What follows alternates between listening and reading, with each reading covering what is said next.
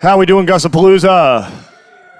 All right, we're still going. Well, thank you for being here today. Of course, thanks to everybody here at Gussapolooza for having me. I'm going to introduce myself. My name is Gerard Longo.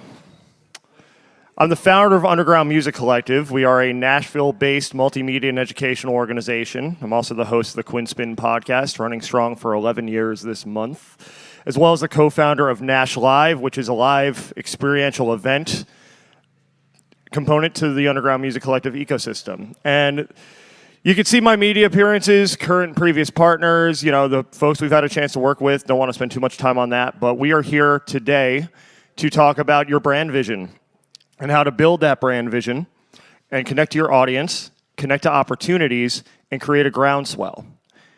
And keep creative control based on your values, your mission, and your vision. And I want to, of course, say hello to everybody who's watching at home as well, wherever you are in the world. So why is there a picture of a forest here?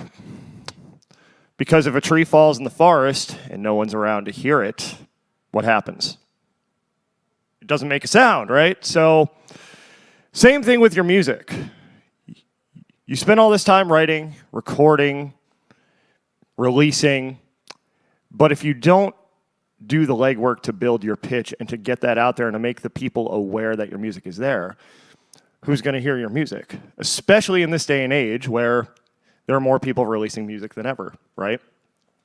Opportunities to build your platform and connect your audience are not just going to find you, and so therefore, you must do the work to raise that awareness and stand out in a highly saturated, competitive market. I was at another conference in Pennsylvania last month, and one of the keynote speakers said that by 2030, there will be 1.3 billion music producers on Earth. Billion, with a B.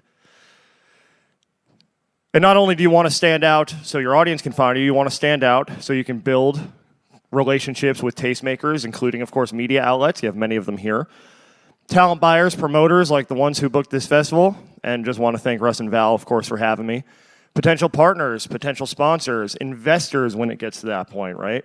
So you want to understand who you are and what you bring to the table to connect with these folks, as well as establishing, fostering your strong artist-to-audience connection. And to do that, we must start and come to terms with two harsh yet simple truths about being an independent creative and an independent musician in today's day and age. Harsh yet simple truth number one, don't shoot the messenger. Being a good musician is not enough. Now, I say that with respect to everybody's talent here in the room, everybody's talent here at the festival. A lot of talent here at this festival. I've had a chance to enjoy it all weekend long. However, there are thousands, if not millions, of people with musical talent, or at least an inclination toward music, to where if they were to apply that talent and that inclination, they could make a run at this thing, right?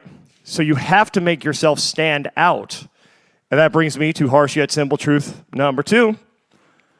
You must give people a reason to care about what you're doing. I got a question for you, sir. Who's your favorite artist? Oh, yeah. All right. My favorite artist, I would say, is Radiohead. What is it about Radiohead? It's the feelings and emotions that they invoke in their music. Mm-hmm. It's their ability to go from various different emotions and tell stories and create music that, to me, sounds very cinematic in ways where I almost imagine visuals and things like that with their music just by hearing it. Mm-hmm. So it's not just that they're talented musicians who write good songs, but it's the way they do it, the way that's presented, the way it connects to you as a listener, right? Yeah. And so as artists, we have to keep that in mind. What is going to make our audience feel connected to us, not only as a brand, but as people? It's always something more than just the music. And so we start to craft that story, and of course you want to list all this stuff, right? Like your achievements, any upcoming projects, prior releases, of course your numbers, especially when you're pitching for opportunities. A lot of, these opportunities in the media and, performance festivals are going to want to see some kind of metrics, some kind of traction behind your platform, right? Who have you worked with? What chart appearances, awards, accolades, career milestones have you had? Those are all important to include in your pitch. However, they're only part of the story. Because to complete it, we must answer this question as well. Who are you? Who are you as a person, and how does that translate into what you do? And so it starts with 3 simple letters, V, M, V. What do those stand for? The first V stands for values, your core beliefs, your ideas, your experiences, the guiding principles which give purpose to your mission. How have your experiences informed the way that you show up in life and informed the change, the impact that you want to have on the world? You roll that into your mission, which is what you've been put on earth to do, the change that you are here to enact, the impact you're meant to have. And of course, your vision is how that appears in the world in real time. What does it look like, sound like, feel like for your artistic vision, for your community to be built? How is the world left better for that impact? And so we must first seek to connect to our audience. We must first seek to identify who those people are. And to connect to them, after you've identified the values, mission, and vision, and you kind of have this North Star, this starting point, what's the first thing that you need then to connect your artist platform as a musician to your audience? Any guesses? Music. Gotta have the music. And so not only is your music your sonic business card, right? But it's reflective of those values. But I think it's important to just kind of focus on the business aspects of it as far as how it holds up among your contemporaries and how it can compete for that market share. As original artists, as people creating, you're not competing with Uncle Joe's cover band down the street. You're competing with the folks who are top of market, top of mind in your genre, right? If you're a pop artist, that might mean Taylor Swift, Lady Gaga, Beyonce. If you're a country artist, it might mean Beyonce too at this point. But you've got some things to consider as you are putting your music out into the world and getting it ready for that release so you can connect to that audience, right? And so does that songwriting and production hold up alongside the most successful artists in your genre? Like I said, you're competing for market share with those folks. So put it to the test.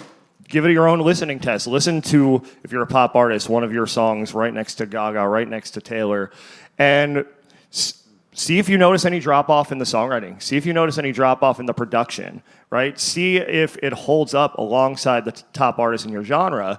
And if you need some feedback on this as well, you can go to the other industry professionals. You're meeting plenty of them here at Gussapolooza. I'm sure you all know plenty of them outside of this festival as well.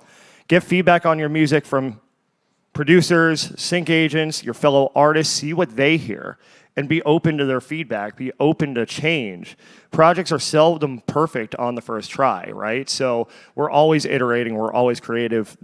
That's part of the creative journey. So if it's not perfect the first time, keep in mind nothing's ever perfect, right? We're all just continuing to create, continuing to build, continuing to get better every single time. And so you're honing your sound, you're getting all that together, you're getting your feedback, you're implementing it, you're making your finished product, the music, stronger every time out. But you're also, while you're doing that, developing the value that your audience will get from listening. And this is important. I think it's important not only with your audience, but with the opportunities you're going to seek and pitch for. We'll get to that in a minute, but it all starts with determining what this is. And I'm going to give you something to write down. I'm going to read it twice. The value proposition. What is the value proposition? To create your value proposition, answer this question. What can your audience get from you that they won't find anywhere else? I'll repeat that. What can your audience get from you that they won't find anywhere else? So I'll pick on myself here, because this used to be ours. So the bad example used to be ours. Underground Music Collective is a music blog based in Nashville, Tennessee. Any guesses as to why I have that as the bad example for a value proposition? Everybody else, like anybody based in Nashville can, like a music blog, they can just say the same thing. Absolutely. You know how many music blogs or podcasts or media outlets have existed in Nashville centered on music at one point or another? It doesn't actually tell you anything about who we are, what we do, why we do it. So again, going back to harsh yet simple truth number 2, you must give people a reason to care. Once upon a time, we weren't doing that. So this is our current one right now, the good example. And I'm not entirely married to this. It can always get better, right? It's never perfect. But Underground Music Collective is a Nashville-based multimedia and educational platform which inspires independent artists to think like entrepreneurs. Why is that better? More defined. It's more defined. It tells you exactly who we're gearing toward with our offerings and with our platform. It's for the artistpreneur. It's not for necessarily every single person who's ever picked up a guitar. We want people thinking like entrepreneurs and people who are ready to take that journey, right?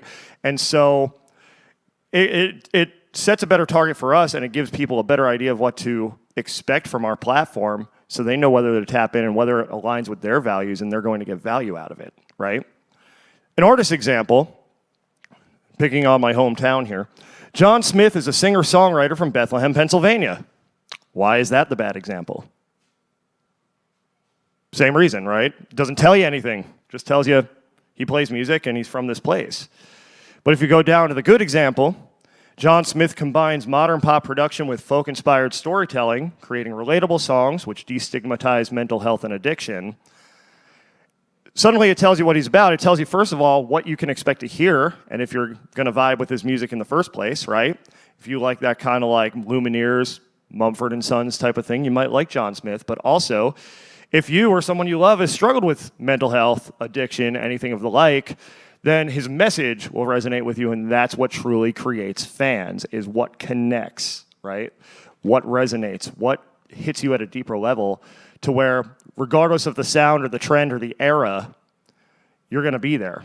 Think of the Eras Tour. Taylor Swift has gone on so many eras, but what keeps people there is the connection they feel with her, is the way that she, probably better than anybody in the history of recorded music, has built a community and has made her fans feel seen, heard, and understood, right? You have the power to do that through your artist platform, but you first must define exactly what your understanding is of yourself that you want to communicate. That attracts the like-minded people. And of course, you could do this more in just your songwriting and your recordings and your performances. There are a number of other ways to present your unique value, create experiences for your audience. Of course, your live events are key here. How are you creating a unique on-brand experience for your audience versus just another show? And this is something in Nashville. There are so many live music events going on every single night of the week that you really need to find a way to make yourself stand out. That's something we're doing with our Nash Live series. We're giving artists the opportunity to not only perform, but capture all this amazing content and customize the experience. We have a full projection system. We're capturing world-class content. We have a whole team of people who comes in and creates this full production that now the artist can use as a proof of concept for their big stage show that was recorded, captured with a live audience in an intimate setting, right? So there's value there for the artists because they get to carry that forward and pitch it to a theater, pitch it to a festival, and say, hey, this is what I bring to the table. This is the type of experience I want to bring out. And that's not just with live shows either. I'm working with an artist right now on a single release event back in Nashville, and we're talking about the different elements of the experience. How do we want to engage people? How do we want to make them feel connected? What type of content do we want to capture to create that FOMO afterwards, right? To where people see it and maybe they weren't there, but they definitely want to make the next one because it looked dope, right? Like, we want people to see this and start engaging and wonder how they can get tapped in to this artist community we're building. And of course, that ties right into digital presence, right? How are you using your social media, email, and web to connect, to build community, to create that experience, to create that sense of connection and community with your audience? What story are you telling, and how are you giving them something that they can relate to, right? And of course, it's nothing if you're not doing that in everyday life, right? Your values, your mission, your vision. I want to make one thing clear about artist branding. You don't have to create a brand. Your brand is you, just amplified, right? So are your actions, are your interactions in daily life an accurate reflection of your values, mission, and vision? You know, if your platform's about peace and love and you're cutting people off in traffic and flipping them off, there's the New Jerseyan coming out in me. Is that really a reflection of peace and love? So think about how you're showing up, especially as your platform grows, something to be mindful of. And of course, as you're doing this, you're collecting audience data, you're understanding what works and what doesn't, and you're able to build a better boat, right? So let's talk about measurements and adjustments real quick.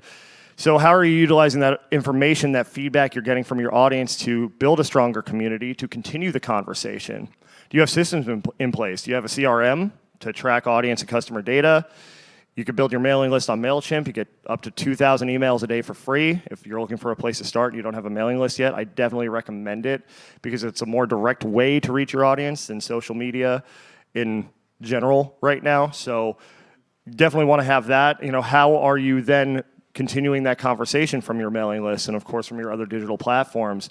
Have you built lead magnets and sales funnels? And I know that sounds very LinkedIn of me, but there's a way to do this as an artist to still build community, right? So let's say, you offer a free download of an unreleased track or a demo. If they sign up for your mailing list, it's a good place to start, right?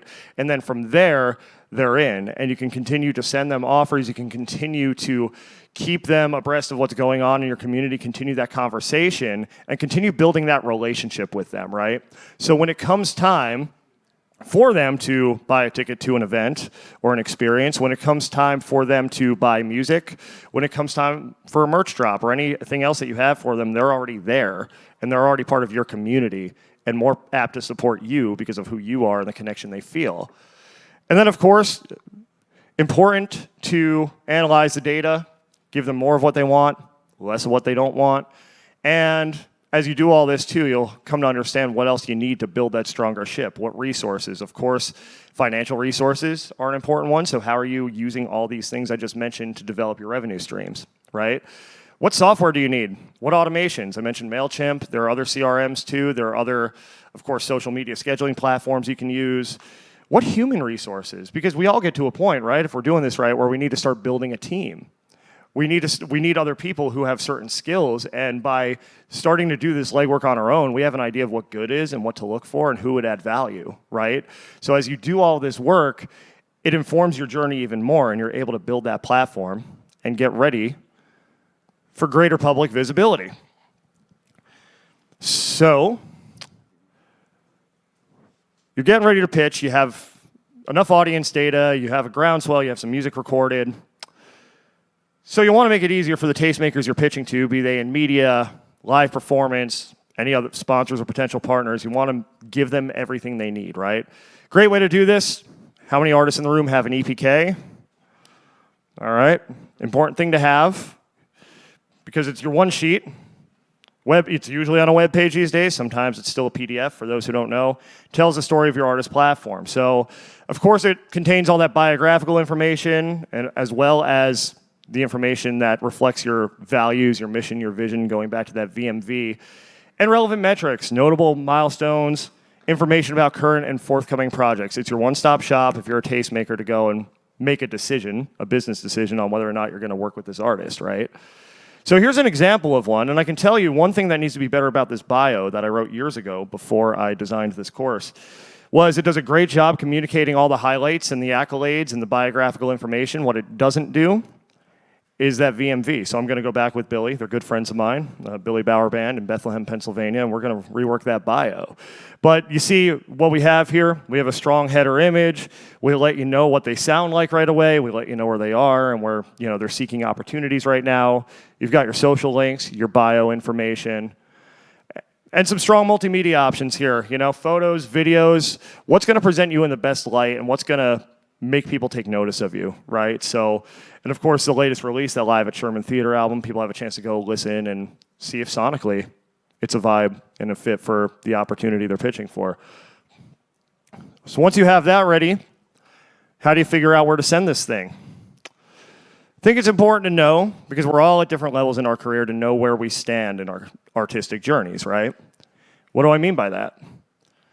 Well, if this is your first rodeo, you've got to build some equity. You've got to build some groundswell. Taking a swing right for the big leagues, like major media outlets like a Billboard or Rolling Stone, major festivals like Bonnaroo, sponsors, partners, that have a global presence, that might not garner the short-term results you'd like if you haven't built that value into your platform, right?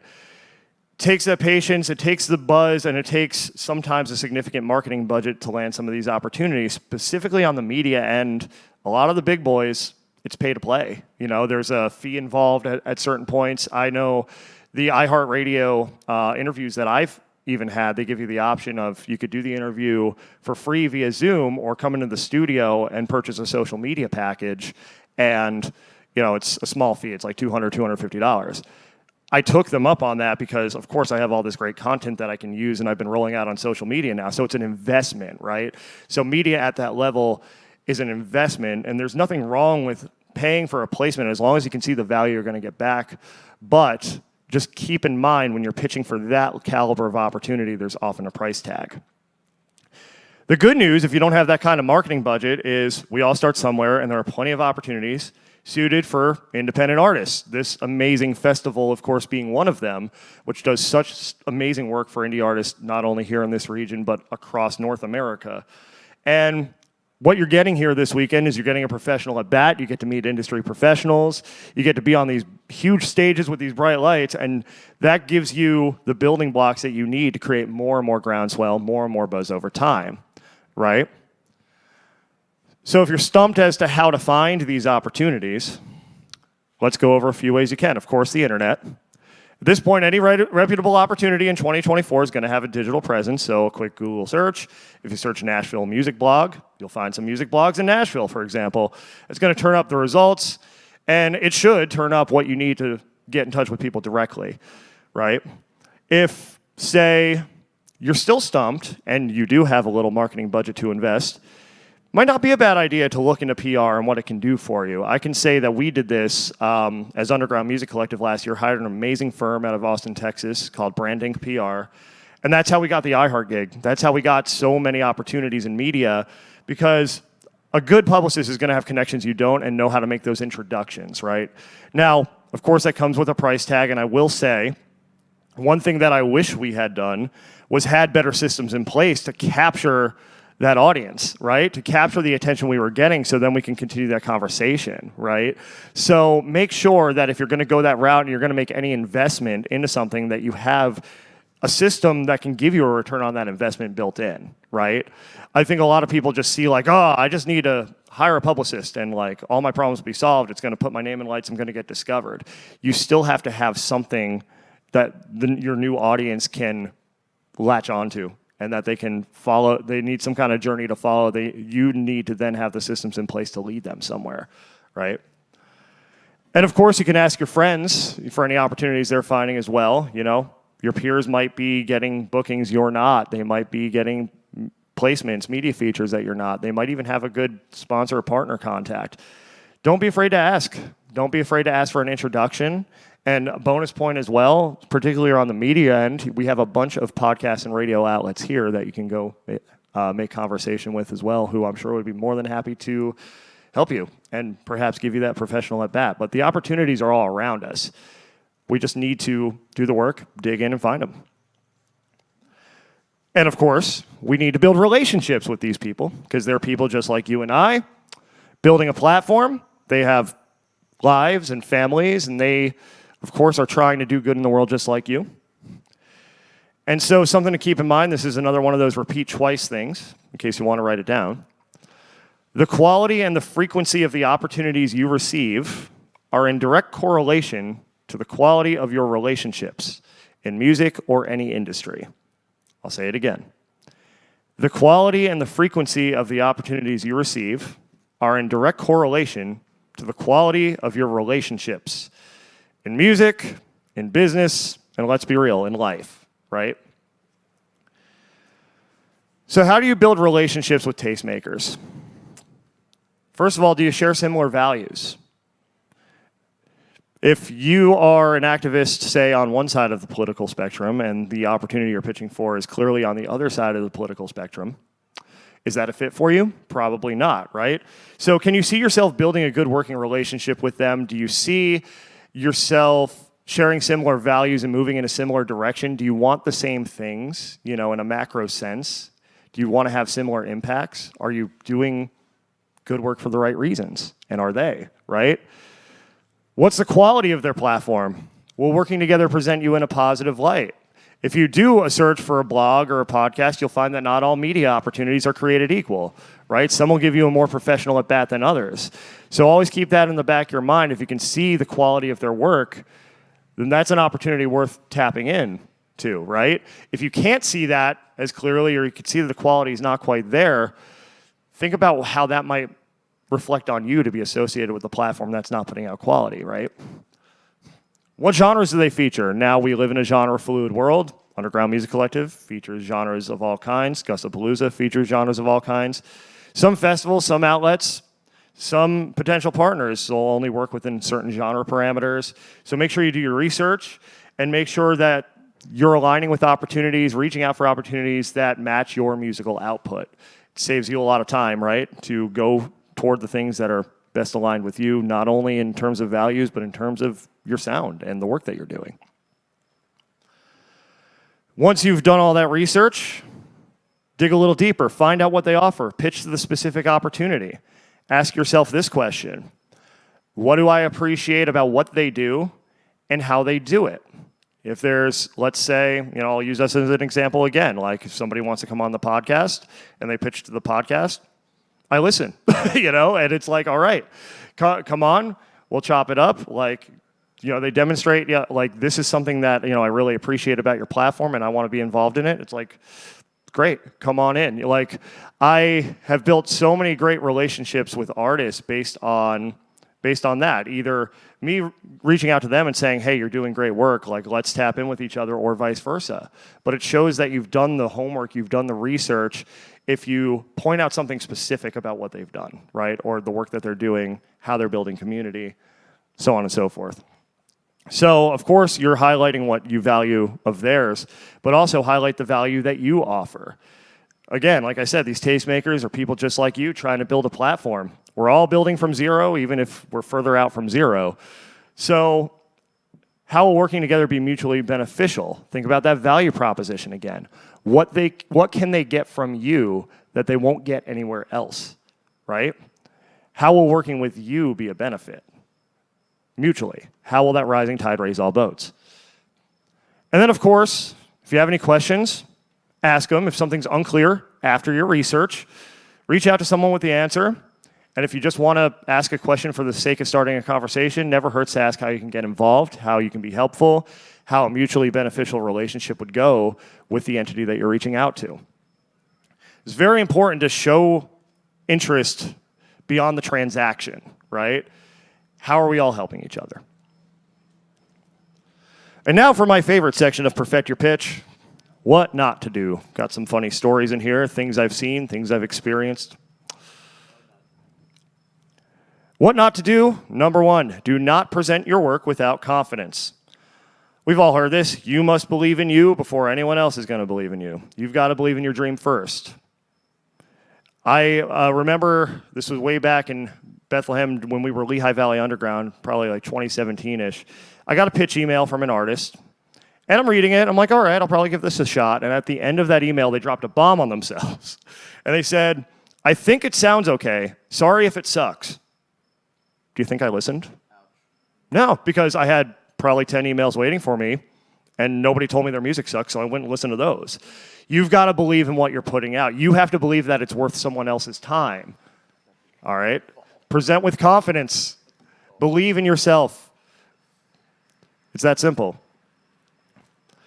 Number two, do not engage in unprofessional behavior. Be courteous, be respectful, and be accommodating as much as possible. Handle rejection well. It happens in this industry all the time, in all corners of this industry.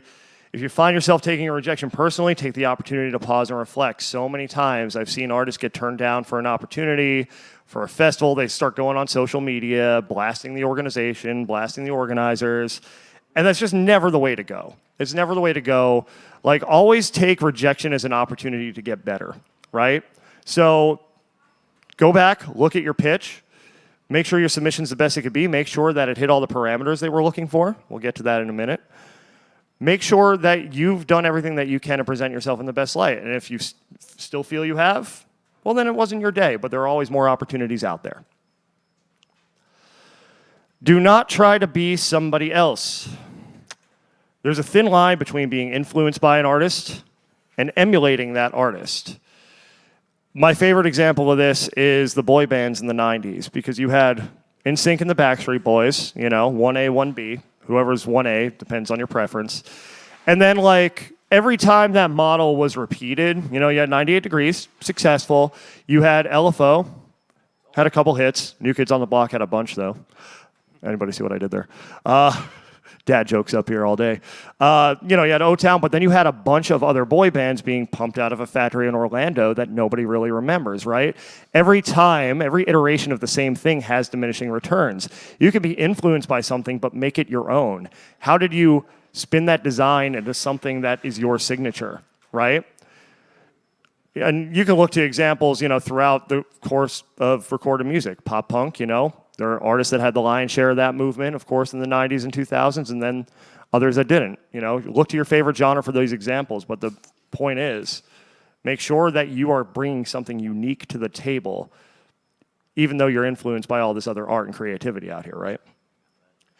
The last what not to do: do not give tastemakers even more work to do. Follow the guidelines, include the required materials, don't make people have to go hunting. Again, just to make the point again, these are busy people. They've got lives, they got families, they're receiving tons of inquiries. So make sure that you're willing to go the extra mile and you're willing to provide everything that they're looking for in a submission so they can make an informed decision. Because keep in mind too, every time you submit for an opportunity, especially a paid one, you're asking the person on the other end to make a business decision. So what will the return on investment be?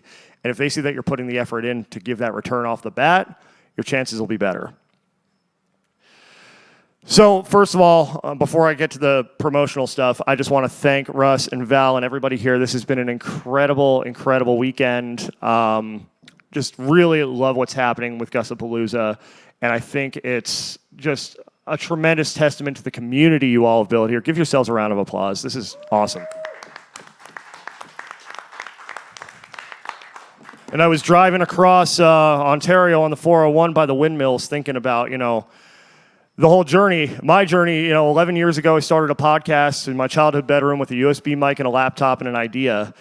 And since then, I've learned a lot of lessons. And I'm actually releasing my first ebook, February 25th. It's called 60 Plus Lessons from the Creative Journey. And it's got a lot of funny stories, a lot of anecdotes, a lot of lessons, a lot of what to do, a lot of what not to do.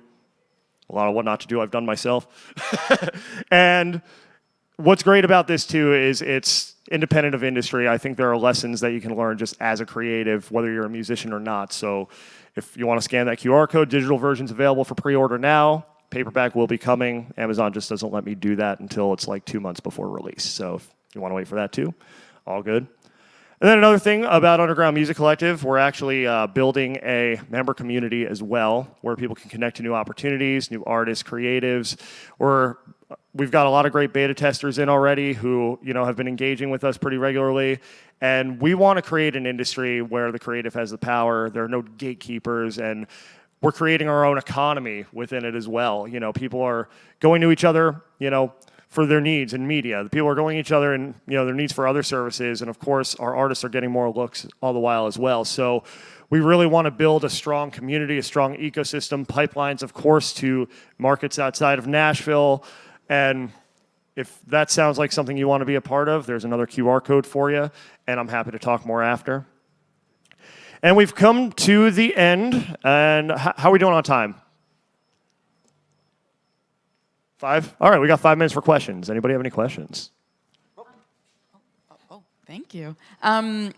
So I have an EPK that I've done just on a PDF. I know that you can do it on a website now.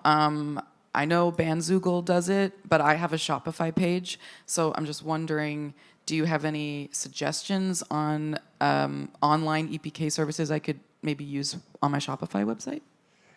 On a Shopify website? Very specific.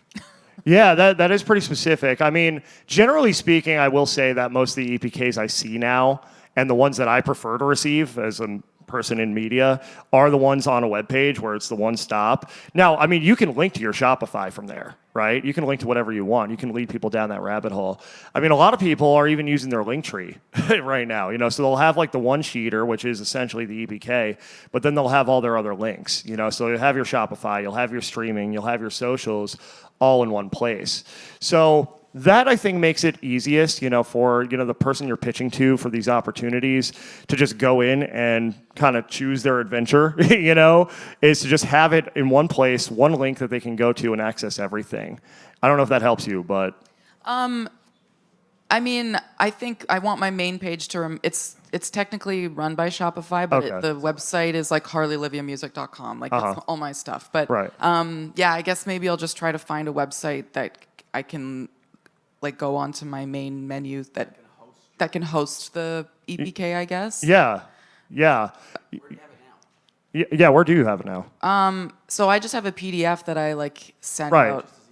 But I wanted to hear what you preferred as well, so that answers that question. Yeah, for sure. I'll have to look into any kind of Shopify integration. I'm sure there's something that can be. I'll have to look into that because that is pretty specific. Yeah, I mean, I should probably do that research myself. If you had your EPK on your website as a link, like as one of the little headers. That's what I want to do, Yeah, that's probably the best way to do it. Yeah, that's the best way because then it's there, it's discoverable, it's got all the links to everything, you know, and it's all right there. And cause sometimes with the PDFs too, like the links don't always work, you know, depending how it's exported. So always good to, you know, have it be as streamlined and simple as possible. Yeah, that makes sense. Thank you. Yep. Any other questions? Comments? All right, well, doesn't look like we have any other questions. I'll make myself available as well out here. Would love to chat more. And thank you again for being here. Thanks to Gussapolooza. Tremendous event you have going on. I look forward to being a part of it in the future. And everybody have a great rest of the festival, and I'll see you.